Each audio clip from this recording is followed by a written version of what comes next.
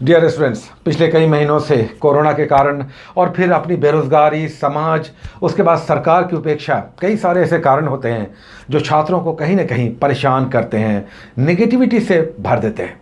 लेकिन जीवन में छोटी से छोटी सफलता भी आपको दौड़ा देती है। कई बार केवल पीटी का रिजल्ट समाज में आपको लोगों के द्वारा देखने का नज़रिया बदल देता है। आपने कई बार देखा होगा, आप तैयारी कर रहे हैं लेकिन अगर साल 2 साल कोई एग्ज़ाम नहीं निकाल रहे हैं तो लोग कहने लगते हैं कि केवल पढ़ता है, मन लगाकर नहीं पढ़ता होगा, समझता नहीं होगा या पढ़ाई में मन नहीं लगाता होगा। लेकिन केवल पीटी का रिजल्ट ही अगर आ जाता है, लोग अलग ढंग से आपको देखने लगते हैं। उसके बाद मेंस और इंटरव्यू, और अगर फाइनली आपने किसी जॉब के लिए फाइनली क्वालिफाई कर लिया, फिर तो पूरा समाज, आपके परिवार में और आपके भी बहुत सारे लोग अपने जो आपको कई बार तिरस्कार करते हैं आपकी असफलताओं में, आपकी इस बड़ी सफलता पर आपको कंधों पे बैठा लेते हैं। लेकिन ये सब मिलता है एक लंबे अंतराल के बाद लगातार मेहनत करने से। आपके पास अभी देखिए कितना बड़ा मौका है। अभी पीटी की अभी वैकेंसी नहीं आई है।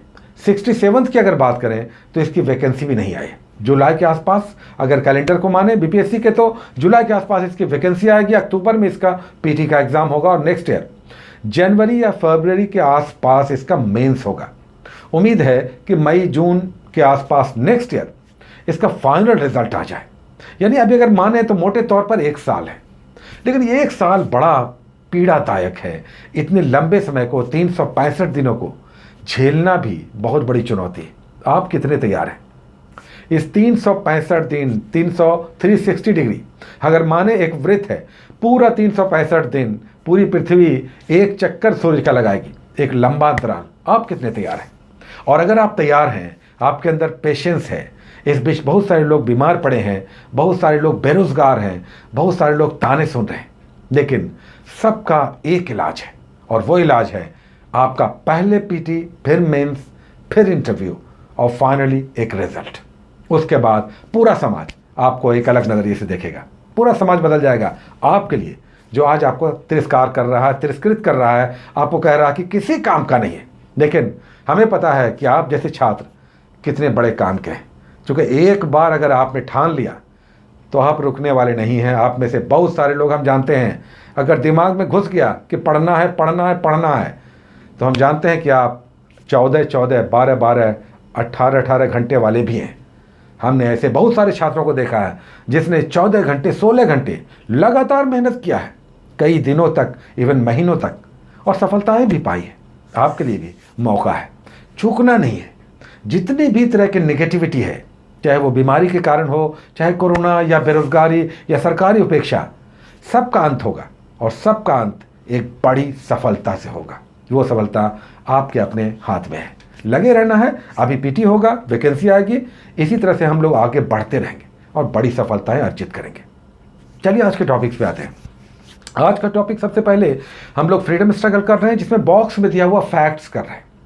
आज भी देखिए एक अच्छा टॉपिक है अगर एग्जाम पॉइंट ऑफ व्यू से देखें। आज बुक्स हैं, books and authors. Freedom struggle के टाइम में बहुत सारे ऐसे राष्ट्रवादी हुए जिन्होंने अच्छी अच्छी किताबें लिखी। अ नेशन इन मेकिंग, ये बहुत बार आ चुका, सुरेंद्रनाथ बनर्जी एग्जाम में आ चुका है। अब देखिए इंडिया फॉर इंडियंस, अभी आपके बुक में क्रॉन में दिया हुआ है और ये इस बार 66वीं में आया था। इंडिया या 65वीं में आया था, इंडिया फॉर इंडियंस। तो इस तरह के बहुत अच्छा बुक्स का कलेक्शन है, स्वतंत्रता आंदोलन से जुड़ी हुई, कॉमरेड, अल हिलाल, तो ये सब एग्जाम्स में आते हैं। तो आप करेंगे बुक्स एंड ऑथर, राष्ट्रीय आंदोलन के समय की ऐसी कुछ पुस्तकें जो राष्ट्रवादियों ने लिखी। उसके बाद आज इंडियन ज्योग्राफी में हम लोग उद्योग कर रहे हैं, इंडस्ट्री कर रहे हैं। तो आज हम लोग सीमेंट करेंगे, कागज़ करेंगे, रेल करेंगे, चीनी करेंगे। अब इसमें करना क्या है? इसमें सबसे पहला कारखाना, अब सीमेंट का सबसे पहला कारखाना मद्रास में 1904 के आसपास, वर्तमान चेन्नई में स्थापित हुआ। कागज़ का बंगाल में स्थापित हुआ, श्रीरामपुर में, बहुत पहले 1832 के संभवतः आसपास। तो ऐसे पहले कारखाने, और अभी वर्तमान में प्रसिद्ध स्थान। अब देखिए अलवाई जब हम लोग बोलते हैं, मूरी जब बोलते हैं, तो एल्युमिनियम उद्योग आंखों के सामने आ जाता है, जैसे बैलाडीला खान। तो इस तरह का स्थल, प्रमुख स्थल हमें जानना है उद्योगों के संदर्भ में।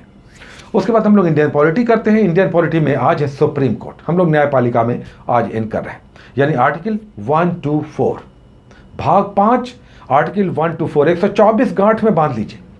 324 निर्वाचन आयोग, 124 सुप्रीम कोर्ट, बार बार आर्टिकल कई बार सीधे पूछ लिए जाते हैं, तो ये आप गांठ में बांध लें। जैसे फिजिक्स में आपको यूनिट्स, सबका यूनिट्स करना है सबसे पहले, और फिर समझना है टॉपिक्स को, है ना। तो ये करना है। आज आपको सुप्रीम कोर्ट के मुख्य न्यायाधीशों की संख्या कितनी है, उसके आर्टिकल्स कितने हैं, उनके लिए योग्यता क्या होती है, कौन उन्हें अपॉइंट करता है, उनका क्षेत्राधिकार क्या है, और सुप्रीम कोर्ट की स्थापना कब हुई, बहुत कुछ है। तो ये आपके बुक्स में बहुत आसान शब्दों में दिया हुआ है, आसानी से समझ में आएगा। उसके बाद केमिस्ट्री है। केमिस्ट्री में आज है रासायनिक सूत्र, केमिकल फॉर्मूला। अब हम कहेंगे कि यहाँ से भी एक क्वेश्चन बनता है। अब लाफिंग गैस है, वीपिंग गैस है, प्लास्टर ऑफ पेरिस है, जिप्सम है, सिंदूर है, आता ही आता है। तो ये केमिकल फॉर्मूला आपको कॉपी में नोट करने की आवश्यकता नहीं है। आप चाहें तो माइंड में रखें कि कौन कौन सा चीज़ आपको डेली करना है, कौन कौन सा फैक्ट डेली करना है। तो इसमें ये केमिकल फॉर्मूला आपको रेगुलर करना चाहिए। ये बुक्स में आप रहने दीजिए, बहुत सारा कलेक्शन है, अब कॉपी में उतारिएगा, टाइम जाएगा। बुक्स में रहने दीजिए, लेकिन रिवाइज करना होगा। अब वर्मिलियन, सिंदूर का केमिकल फॉर्मूला बताइए, रेगुलर आता है ना। तो ये सब आप केमिकल फॉर्मूला यहाँ पर दिया हुआ है, माइंड में रखिए कि इसमें मिस नहीं करना है। लाफिंग गैस, वेपिंग गैस, ये सब रेगुलर आता है। दोबिया सोडा, खाने वाले सोडा, आता ही आता है। उसके बाद हम लोग बिहार का एक टॉपिक करते हैं। कल से हम लोगों ने एक टॉपिक स्टार्ट किया, हिस्ट्री समाप्त हो गया है।